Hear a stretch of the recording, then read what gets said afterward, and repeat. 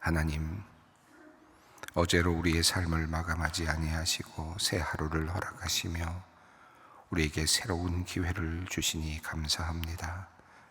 하나님께서 선물로 주신 이 기회를 헛되이 사용하지 않기를 원하며 오늘 하루를 소중히 여기며 맡겨주신 사명 다하기를 원합니다. 주님께서 오늘도 우리의 길을 지켜주시고 인도하여 주시옵소서. 하나님, 바라기는 오늘 하루 내 입술의 말들을 온전케 해주시기를 간구합니다. 내가 아무리 신경을 쓰고 말한다 해도 늘 우리에게는 실수가 있습니다. 내 의도와 전혀 다른 방향으로 내 말이 해석되기도 하고 다른 사람에게 영향을 주기도 합니다. 그래서 하나님께 간구합니다. 하나님께서 내 입술의 말을 주장하고 다스려 주시옵소서. 내 의식과 생각과 말이 담아내지 못한 것들을 하나님께서 깨우쳐 주시고 하나님의 인도하심으로 도우심으로 해야 할 말과 하지 말아야 할 말을 구별하게 하여 주시옵소서. 그렇게 하나님의 은혜 안에서 오늘도 선하고 따뜻하며 공감하고 배려하는 말을 하는 우리가 되게 하여 주시옵소서. 하나님, 이 새벽 주님 앞에 나와 말씀을 들으며 내 입술의 말을 변화시켜 가게 하여 주시옵소서. 하나님께서 주시는 말씀으로 내 입을 채워가게 하여 주시옵소서. 그래서 내 입에서 흘러나오는 말들이 하나님의 말씀을 닮은 말들이 되게 하시며 하나님의 능력이 들어오는 통로가 되게 하여 주시옵소서. 하나님의 말씀에는 능력이 있습니다. 말씀으로 세상을 창조하셨고 말씀대로 이 땅을 섭리하시는 하나님이신 줄 믿습니다. 또한 예수 그리스도 역시 말씀으로 이 땅에 오신 구세주이십니다. 이제 하나님의 자녀로 주님의 제자로 살아갈 때 내 입술의 말도 주님을 닮아가게 하여 주시옵소서. 내 모든 말이 주님께서 받으시며 주님을 드러낼 만한 거룩한 말이 되게 하여 주시옵소서. 하나님, 이 땅에 소외된 이웃들을 위해 기도합니다. 누구의 돌봄도 받지 못한 채 외로움에 힘들어하는 청소년들이 있습니다. 부모님의 잘못을 대신 지고 살아가야 하는 소년, 소녀들이 있습니다. 가정이 깨진 것도 힘든데 경제적인 어려움까지 덮쳐 어떻게 해야 할 줄 모르고 낙심하는 아이들이 있습니다. 천진난만하게 뛰놀아도 부족한 나이에 삶의 무게에 짓눌려 비전이나 꿈조차 잃어버리고 살아가는 소년, 소녀 가장들이 있습니다. 또한 그토록 사랑해서 키운 자녀들에게 외면받아 외롭게 삶의 마지막을 보내는 부모들도 있습니다.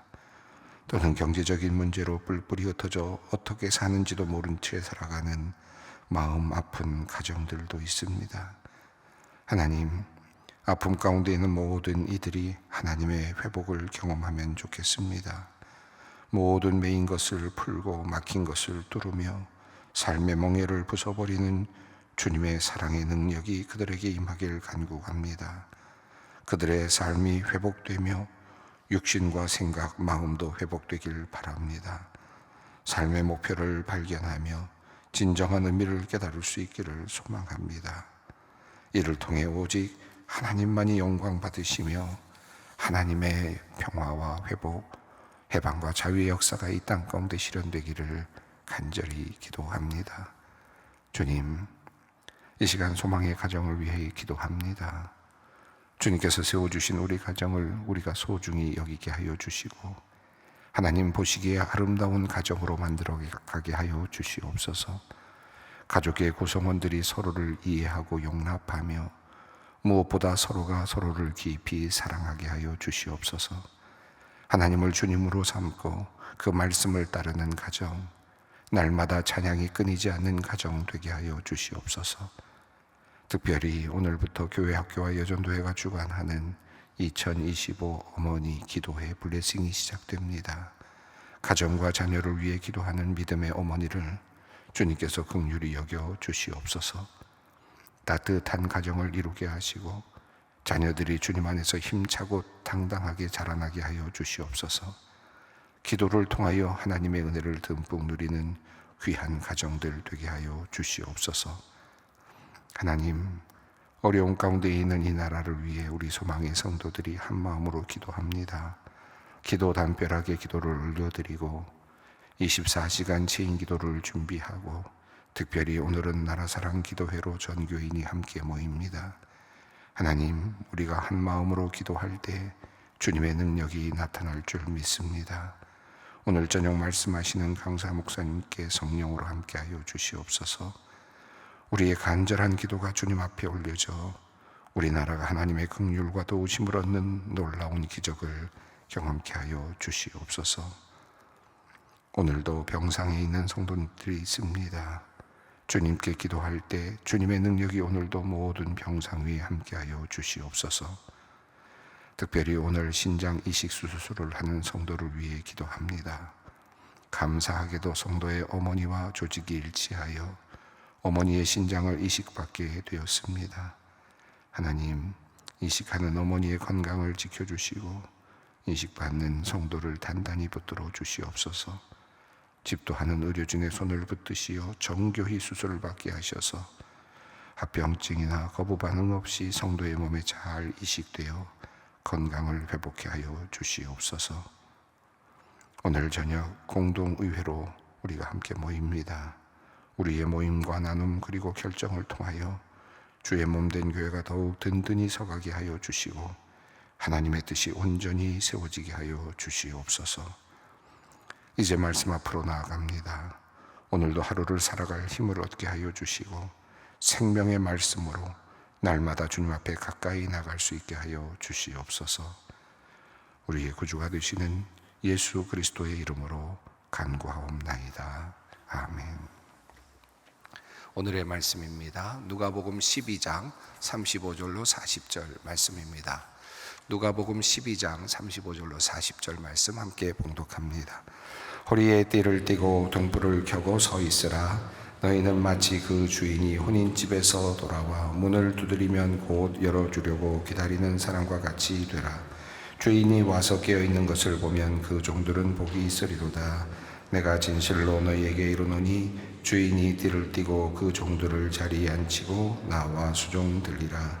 주인이 혹 이경이나 삼경에 이르러서도 종들이 그같이 하고 있는 것을 보면 그 종들은 복이 있으리로다. 너희도 아는 바니 집주인이 만일 도둑이 어느 때에 이를 줄 알았더라면 그 집을 뚫지 못하게 하였으리라. 그러므로 너희도 준비하고 있으라. 생각하지 않은 때에 인자가 오리라 하시니라. 아멘. 앞선 내용들은 탐욕과 관련 있는 내용들이었습니다. 특별히 재물과 관련되어 있는, 그래서 그 내용들을 예수님께서 쭉 이어가시면서 말씀을 하셨는데 특별히 깨끗함과 관련되어서 이야기가 시작되었고, 그리고 손을 씻지 않는 것과 관련된 외형적인 깨끗함에 대한 이야기가 시작된 것이 예수님께서 지적하시는 속에 있는 탐욕과 악독에 대한 이야기로 넘어갔고, 그리고 그 이야기는 자연스럽게 이제 재산 문제와 함께 연결이 되었습니다. 그리고 예수님께서는 바리새인들에게 구제를 이야기하셨습니다. 이 구제는 너희가 진정 깨끗하게 하기 위해서, 너희를 깨끗하게 하기 원한다면 너희에게 구제가 필요하다. 즉 다시 말하면 내면에 있는 탐욕과 그리고 악독함을 벗어버릴 수 있는, 깨끗하게 지울 수 있는 바로 그 길은, 너희가 가지고 있는 그 안에 있는 탐욕을 버릴 수 있는 그 길은 너희가 구제하는 것이다. 탐욕을 내어놓을 수 있는 그런 구제에 대한 말씀을 하셨습니다. 그리고 예수님께서 또 이어서 어리석은 부자에 대한 이야기를 하시면서 모든 것을 쌓아놓고 내가 나를 위해서 쓰겠다라고 생각하고 있는 그 사람의 이야기를 하시면서 오늘 내가 하나님께서 그 영혼을 데려가시면 어떻게 되겠느냐, 누구의 것이 되겠느냐, 자기의 것을 가지고 있음에도 불구하고, 많은 잉여를 가지고 있음에도 불구하고 다른 사람들을 위해서 제대로 써보지 못하고 마음껏 써보지도 못하고 결국은 그 모든 재산을 또 누군가에게 그냥 넘겨줘야 되는 그런 참 어리석은 부자에 대한 이야기를 또 이어 말씀하셨습니다. 또 그리고 나서 또 어제 우리가 읽었습니다마는 이제 제자들에게 재물이 많지 않은 어렵게 그저 하루하루를 살아가야 되는 그런 운명에 처한 사람들, 특히 제자들, 하나님의 일을 위해서 그렇게 살아야 될 사람들에게 말씀하시면서 그 하나님께서 모든 것을 먹이시고 입히신다는 말씀과 더불어서 그들에게도 또 구제에 대한 말씀을 하셨습니다.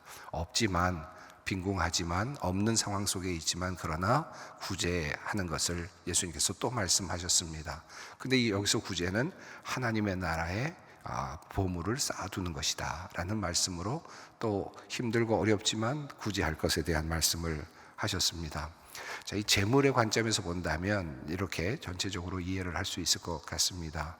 자, 이제 이어졌던 내용들을 보면 탐욕과 관련되고 재물과 관련된 내용, 특별히 앞부분에서는 재물의 잉여, 곡식들이 많이 있고 충분히 가지고 있는 사람들에 대한 부자에 대한 이야기를 했다면, 어제 읽었던 말씀은 예수님의 제자들로서 앞으로 그저 무엇을 입을까 무엇을 먹을까 걱정하며 살아야 되는 사람들, 어찌 보면 이 사람들은 이 땅에서 형편이 나아지지 않을 수 있습니다. 실제로 제자들이 그랬죠. 그들이 이 땅에 살면서 더 나은 형편을 경험하지 못했습니다. 예수님을 따라간 다음부터는 어렵고 힘든 시간을 거쳤고 박해를 당했고 끌려갔고 죽임을 당하는 그런 순교의 자리까지 나갔습니다. 정말 무엇을 입을까 무엇을 마실까 늘 걱정해야 되는 처지였을 것이고, 또 목숨에 대해서도 늘 걱정을 해야 되는 처지였을 겁니다. 자, 그렇게 살아가는 제자들에게 하셨던 말씀은, 너희는 하나님의 나라의 의를 구하여라. 이 모든 것이 너에게 있을 줄 아시는 하나님께서 너희를 기르신다 라는 말씀으로 이 땅에 있는 물질적인 것에 연연하지 말고 더 큰 것을 바라보면서 살라, 하나님 나라를 바라보면서 살라 라고 하는 그런 하나의 그 격려의 말씀을 해주셨습니다. 이제 이 제자들은 그런 어찌 보면 이 세상에서는 혹독해 보이는 삶을 살게 될 수 있지만, 부자로 살지 못한다는 것이 참 섭섭하고 그리고 억울하게 느껴질 수도 있겠지만, 예수님께서는 그 제자들에게 하나님이 너희와 함께 하시고 너희를 기르시고 너희를 지키신다, 하나님 나라의 의를 구하면 복되다라고 하는 말씀을 하셨습니다. 자, 오늘 본문 말씀은 이야기가 조금 달라지는 듯 보이지만 같은 맥락 안에 있는데, 이것은 바로 때와 관련되어 있습니다. 자, 주인을 기다리는 종, 또는 도둑이 들어오지 못하도록 막고 있는, 그리고 늘 경계를 하고 있는 어떤 한 주인에 대한 비유가 오늘 본문에 나오는 내용입니다. 자, 때와 관련된 것인데, 왜 그렇게 해야 하는가? 제자들이 왜 그렇게 혹독하게 살아가면서도 하나님 나라의 의를 구하며 살아야 하는가? 좀 억울하다라는 생각이 들 수도 있을 텐데, 그런데 그 이유가 분명하게 드러납니다. 그것은 바로 이제 주인이 다시 돌아온다 라고 하는, 돌아오는 주인을 맞이하려고 기다리는 종에 대한 비유를 말씀합니다. 35절 말씀을 읽습니다. 허리에 띠를 띠고 등불을 켜고 서 있으라. 자, 허리에 띠를 띠라 라고 하는 말씀은 출애굽기 12장 11절에 나오는 이스라엘 백성들이 출애굽을 할 때 허리에 띠를 동이고 발에 신을 신고 그리고 손에 지팡이를 잡고 그리고 이제 막 출발하는 그런 이미지가 있습니다. 허리에 띠를 띠라는 말은 그러니까 준비하라는 뜻이죠. 항상 떠날 준비를 한다라는 그런 의미가 있고, 이스라엘 백성들은 출애굽을 할 때 자기 자신이 애굽 땅에 살고 있었지만, 그리고 나서 이제 이 명령과 더불어서 새로운 땅으로 나갈 준비를 했습니다. 출애굽이었습니다. 그래서 새로운 땅, 하나님께서 작정하시고 이스라엘 백성들을 이끌고 가시는 새로운 땅으로 갈 준비를 하는 그런 모습이 허리에 띠를 띠는 모습입니다. 그러니까 이 땅은, 애굽은 그들이 살아야 될 땅이 아니고 진정한 그들의 땅이 아니라 하나님께서 예비하신 또 다른 땅이 있다라고 하는 것을 믿고, 그리고 허리에 띠를 띠고 준비하라, 이제 새로운 땅으로 출발한다라고 하는 그런 의미가 담겨있는 그 메시지가 바로 허리에 띠를 띈다라는 의미입니다. 그러니까 완전히 준비하고 이제 다른 지역으로 다른 곳으로 이 나라가 아닌, 애굽 땅이 아닌, 이제 이 애굽 땅도 굉장히 번성한 나라고 대단한 나라지만 이 세상의 나라가 아닌 저 다른 나라로 갈 준비를 하는, 하나님께서 예비하신 가나안 땅, 약속의 땅으로 갈 준비를 하고 있는 그런 모습이 허리에 띠를 띠고 있는 모습입니다. 자, 그러니까 이 띠를 띠고 있는 것은 이제 이 세상이 내가 원하는 세상이 아니고 내가 이 땅에서 살아야 될 것이 아니라 저 세상, 다른 세상을 향하여 나간다라고 하는 확실한 자의식이 필요합니다. 자, 등불을 켜고 있으라라고 했습니다. 등불을 켜고 있다는 말은 밤을 의미하지 않습니까? 이 밤. 그런데 이것도 이스라엘 백성들이 겪었던 겁니다. 하나님께서 이스라엘 백성들을 구원하시려고 할 때 밤에 이제 명령이 주어지고 밤에 출발하지 않습니까? 이거 언제 출발할지 모르는 겁니다. 이스라엘 백성들이 언제 출발할지 모르는, 대낮에 날이 밝고 모든 것 다 준비한 다음에 떠난 게 아니라 급하게 밤에, 이제 그런 그 혹독한 밤이 이어지면서 바로 그 밤에 바로의 마음이 움직이게 되면서 바로 출발을 하는 그런, 그러니까 언제 다 준비하고 그리고 그렇겠다는 것이 아니라 급하게 준비하게 된 그런 모습도 이렇게 상상이 됩니다.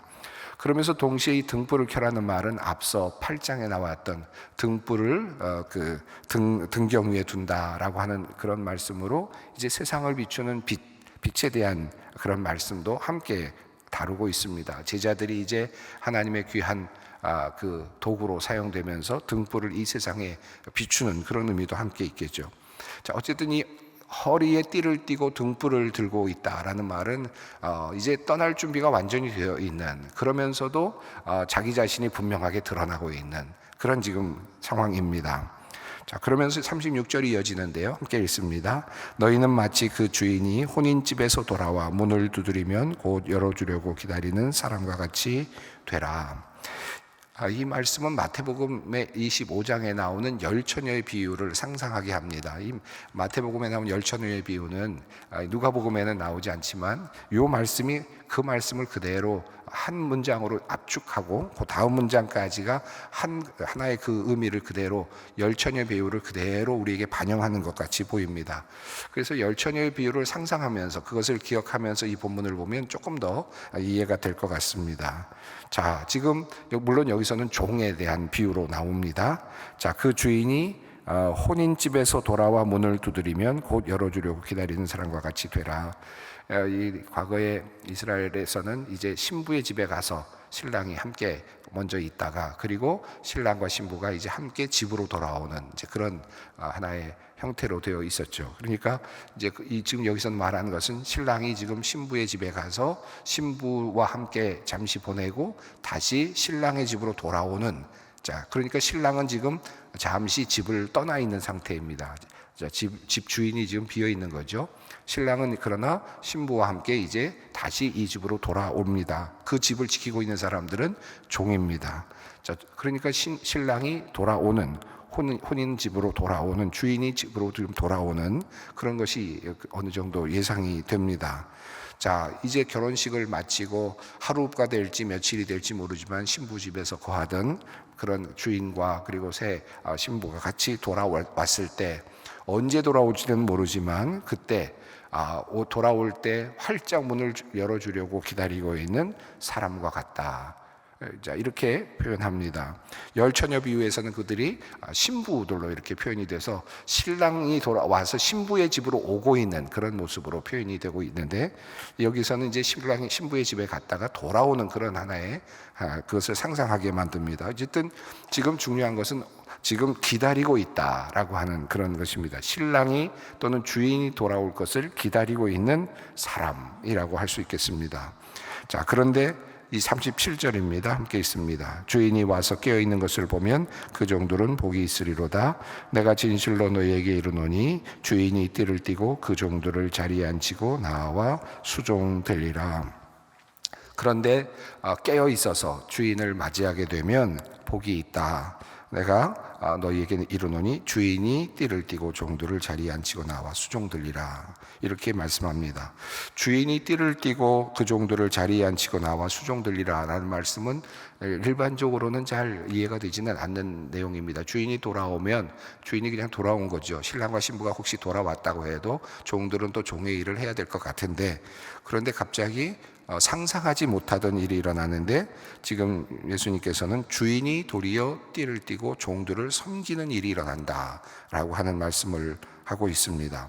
자, 35절, 36절, 37절은 그러니까 한 가지로 쭉 읽어보면 몇 가지 예수님께서 하시는 중요한 주제가 있는데, 주인이 밖으로 갔다가 이제 돌아올 때가 있을 것이다. 주인이 돌아올 때 그때 주인을 기다리는 종과 같다. 너희는, 다시 말하면 제자들이죠. 제자들은 주인이 돌아올 것을 기다리는 종과 같다. 그래서 그들은 깨어 있어야 되고, 그 주인이 오셨을 때 문을 열어주려고 기다리는 사람과 같이 되어야 한다. 자, 이 깨어 있어야 된다, 기다려야 된다, 그리고 준비하고 있어야 된다라는 이미지.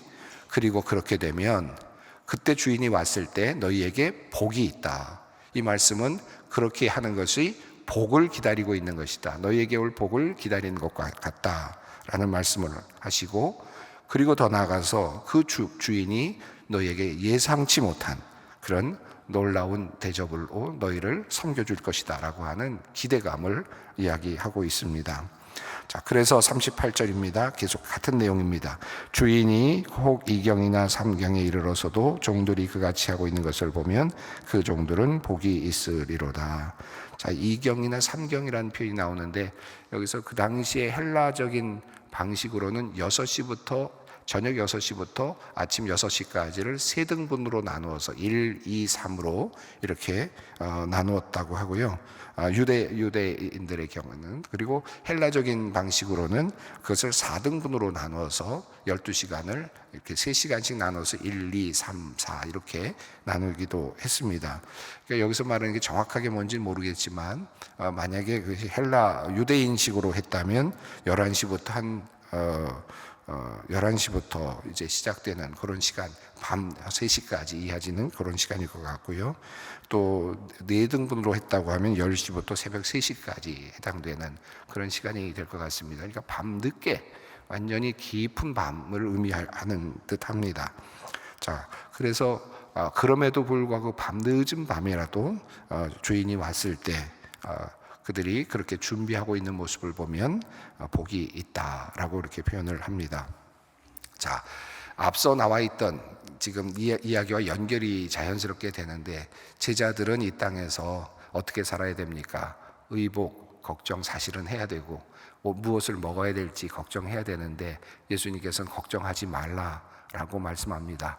그러면 너에게 부자가 되게 해주겠다. 그게 아니라 매일매일 먹을 걸 주시겠다는 뜻이고, 또 매일 그래도 입을 것이 헤어지지 않도록 해주겠다. 그리고 너희들은 이 땅에서 사실은 힘들게 살아가는 것 같지만, 그러나 하나님의 도우심 속에 살아갈 것이다. 그리고 너희들은 그 대신 이 땅에서 하나님 나라를 기다리며 살아라. 하나님 나라가 오는 것을 기다리며 살아라. 주인이 올 것을 기다리며 살아라. 예수 그리스도께서 재림하실 것을 기다리며 살아라. 이 땅에 이루실 하나님의 나라를 생각하면서 척박한 것 같지만 하루하루를 살아나가라 라고 하는 그런 말씀입니다. 그리고 어느 때가 되면 주인이 돌아올 때에 너희는 복이 될 것, 그것이 너희에게 복이 될 것이고, 그것이 너희에게 칭찬이 될 것이고, 그리고 그로부터, 그 주인으로부터 큰 섬김을 받는 놀라운 일이 일어나게 될 것이다 라고 하는 그런 희망을 지금 주고 있습니다. 이스라엘 백성들이 허리에 띠를 띠고 출발을 했습니다. 출발을 하자마자 바로 젖과 꿀이 흐르는 땅에 들어간 것이 아니고, 그 출발을 하고 나서부터 끊임없이 그들의 삶은 40년 동안 광야에서 보내야 했습니다. 물이 모자라고, 모자랄 것 같고, 모자랄 것 같아서 두렵고, 목이 말라서 두렵고, 죽을까 봐 두렵고, 그리고 또 모든 것이 다 먹을 것이 없어서 늘 배고픈 것 같고, 그런 시간들을 보내지 않습니까? 그런데 광야의 40년 동안 하나님께서는 그들에게 만나를 내려주시고 메추라기를 내려주시고, 또 때마다 반석을 열어서 물을 공급해 주시면서 40년 동안 그들이 목마르거나 배고프지 않게 해주셨다. 여기서는 부자가 되게 해주셨다, 넉넉해서 잉여가 많이 나게 해주셨다, 그런 의미가 아니라 하루하루 살게 해주시면서 그 약속의 땅을 향해 가게 해주셨다는 것 아닙니까? 이스라엘 백성들이 결국 그 40년 동안의 길을 잘 견딘 다음에 어디로 들어갑니까? 젖과 꿀이 흐르는 하나님께서 예비하신 약속의 땅으로 들어갑니다. 마찬가지로 지금 제자들에게도 말씀합니다. 이 제자들이 지금 어렵고 힘든 시간을 거쳐야 됩니다. 이제 새로운 땅으로 출발을 했는데, 그런데 이제 그 땅으로 들어가는 것이 이제 마치 주님께서 다시 이 땅에 돌아오시는 그날, 새로운 나라를 맞이하는 그것을 기다리는 것과 같은데, 이제 그때는 기다림이 중요하다, 또 깨어있는 것이 중요하다, 준비하고 있는 것이 중요하다, 이런 말씀을 하고 있습니다. 이 제자들에게 이제 해주시는 말씀입니다. 척박한 땅에서 살아가야 될 그 제자들을 향한 격려의 말씀이라 할 수 있겠습니다. 자, 39절은 또 다른 비유로 살짝 틀어서 말씀을 하는데요, 함께 읽겠습니다. 너희도 아는 바니 집주인이 만일 도둑이 어느 때에 이룰 줄 알았더라면 그 집을 뚫지 못하게 하였으리라. 여기서는 이제 집을 지키고 있는 주인, 그런데 집을 뚫어서 집에서 뭔가를 가져가려고 하는 도둑, 이 도둑과 이 주인에 대한 비유로 한 줄이 이렇게 바뀌어져 있습니다. 물론 40절까지 연결이 됩니다만은, 여기서 이 주인은 지금 도둑이 언제 올지 모른다라고 하는 표현으로 전혀 정반대, 앞에서는 주인을 기다리는 종의 비유라면 여기서는 도둑이 뚫지 못하도록 하기 위해서 지금 단단하게 준비하고 있는 주인의 모습을 이야기하고 있습니다. 39절에서 중요하게 다루고자 하는 것은 도둑이 언제 들어올지 모르지 않습니까? 도둑이 언제 들어올까요? 도둑은 경비가 삼엄하지 않은 틈을 타서, 가능한 대로 졸만한 틈을 타서, 그 약해진 틈을 타서 들어오지 않겠습니까? 그럼에도 불구하고 그것이 뚫리지 않으려면 항상 준비하고 있어야 되지 않겠습니까? 이게 언제 올지 모른다라고 하는 것을 보다 더 강조하기 위해서 예수님께서 39절에서 또 다른 비유로 말씀을 합니다. 예수님께서 오시는 그 때는 언제인지 모른다, 그리고 그 시간은 언제일지 모른다, 도리어 약해졌을 때가 더 우리가 더 조심해야 될 때다라는 것을 우리에게 말씀합니다. 40절입니다. 그러므로 너희도 준비하고 있으라. 생각하지 않은 때에 인자가 오리라 하시니라. 무엇을 입을까, 무엇을 먹을까 걱정하지 말라라고 하는 말씀과 더불어서 연결해 본다면, 이제 제자들이 어렵고 힘든 삶을 살아가지만, 그러나 이 기간은 이제 하나님의 나라를 기다리는 시간이고 준비하는 시간이다. 언제든지 주님께서 오실 때, 주님께서 오셔서 우리에게 상을 주실 때를 생각하면서 준비하고 있으라. 우리가 생각지 않은 때에 우리 주님께서 이 땅에 오실 것이다 라고 하는 그런 말씀으로 우리를 격려하십니다. 자, 이 말씀은 그래서 누가복음에 따르면 격려에 해당되는 말씀으로 보는 것이 더 좋을 것 같습니다. 야단을 친다는 것보다는 너희들 어렵고 힘든 삶을 살아가고 있는 너희들, 하나님의 나라가 가까이 오고 있고 또 우리의 마지막이 다가오고 있고, 그때 하나님께서 주실 상을 기대하면서 그러므로 너희는 준비하고 흐트러지지 말고 언제 올지 모르는 그날을 준비하고 경성하며 살아가라고 하는 주님의 초청입니다. 오늘 이 말씀 붙잡고 또 기도의 자리로 함께 나아가겠습니다. 하늘에 계신 우리 아버지, 아버지의 이름을 거룩하게 하시며 아버지의 나라가 오게 하시며 아버지의 뜻이 하늘에서와 같이 땅에서도 이루어지게 하소서. 오늘 우리에게 일용할 양식을 주시고 우리가 우리에게 잘못한 사람을 용서하여 준 것 같이 우리 죄를 용서하여 주시고 우리를 시험에 빠지지 않게 하시고 악에서 구하소서. 나라와 권능과 영광이 영원히 아버지의 것입니다. 아멘.